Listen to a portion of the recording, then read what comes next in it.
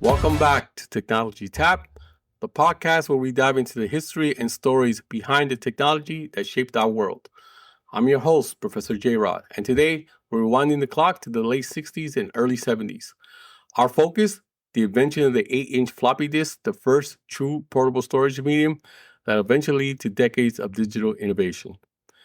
Before USB drives, before the cloud storage, before even the 3.5-inch disk you might remember from the 70s, there was the floppy. And the story of the 8-inch floppy is one of creativity, persistence, and some very smart engineers at IBM and beyond. The problem. IBM needed to solve the problem where they wanted to get rid of the punch cards.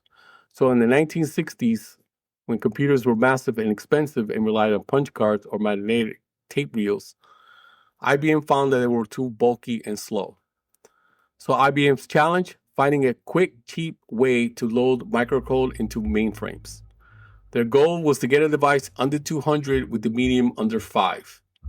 So they tapped IBM project leader Alan Shugart, and he assembled a team that included David Noble, Donald Walter, Herbert Thompson, Warren Daisel, Jay Nielsen, and Ralph Florence. The early prototype was the IBM 23FD, codenamed the Minnow, so named because it was small compared to reel-to-reel tapes. Minnow specs were 8 inches across, 80 kilobytes of storage, and was read-only. So imagine holding something flimsy, flexible, and thin, yet it can replace stacks of IBM punch cards and hours of operator time.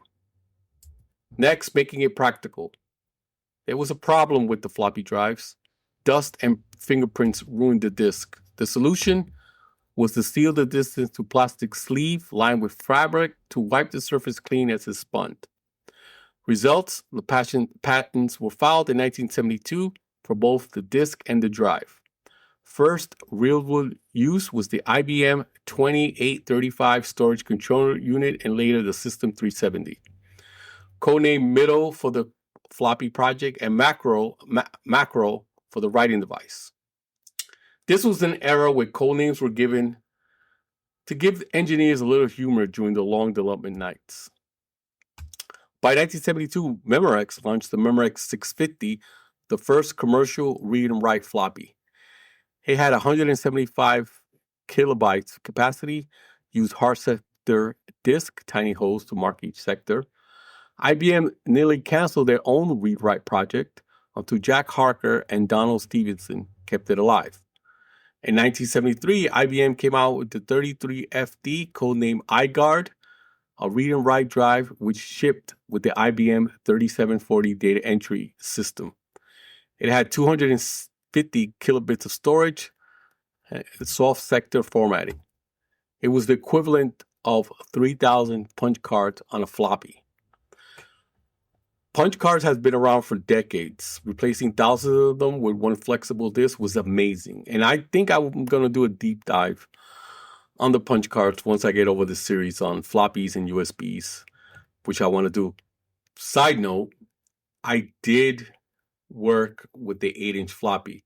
Now, does that mean that Professor JRod worked in the 60s and the 70s? Absolutely not.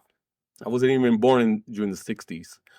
But the company that I worked for was a little bit behind in the technology, one of the first companies that I've ever worked with.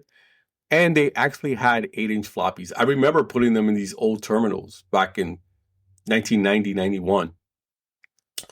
So yes, I'm old, but I'm not that old. All right. Shugart steps out. Alan Shugart leaves IBM in 1973 and forms Shugart Associates, which later becomes Seagate.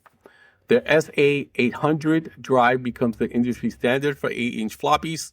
Why? standard connectors, reliable operation, and wide adoption by third-party manufacturers. This is when the floppy disk started spreading beyond IBM into emerging mini-computers and later microcomputers.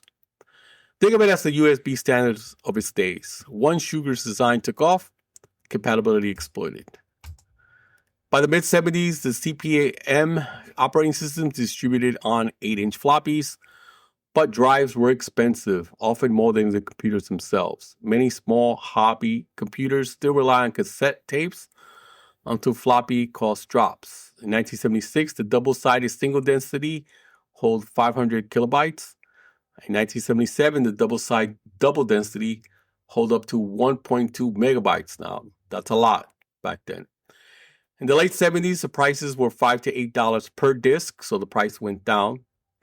Market projections in 1978 included $135 million in media sales and $875 million in drives. Then versus now, though experiment, imagine paying $25 for a floppy disk that held just over 1 meg, when your smartphone today holds hundreds of gigabytes. The Shugart interface had a 50-pin connector, an AC spindle motor running consistently. The later models upgraded to DC motors and refined pinouts. These early engineering decisions created the standard foundations for later 5 1/4 and 3.5-inch floppies.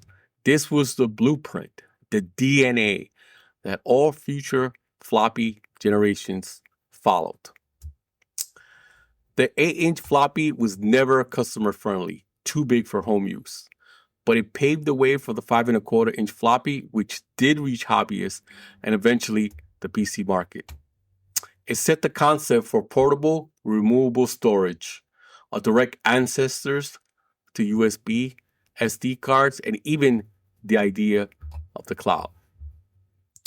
So that's the story of the 8-inch floppy, born at IBM, nurtured by engineers like Alan Shugart, pushed into the market by Memorex, and eventually adopted as an industry standard.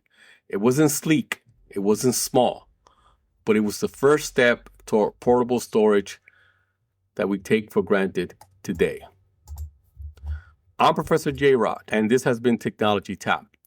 If you enjoyed this deep dive, be sure to subscribe, share the podcast, and join me next time as we explore another piece of the technology puzzle that shaped our lives.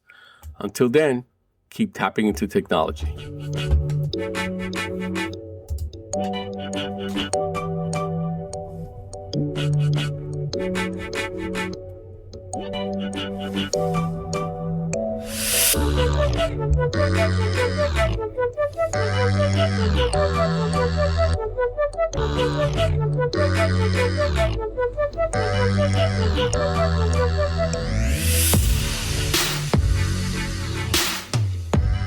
This has been a Little Cha-Cha production. Art by Sarah, music by Joe Kim. If you want to contact me, you can email me at professorjrod@gmail.com and follow me on TikTok at Professor JRod.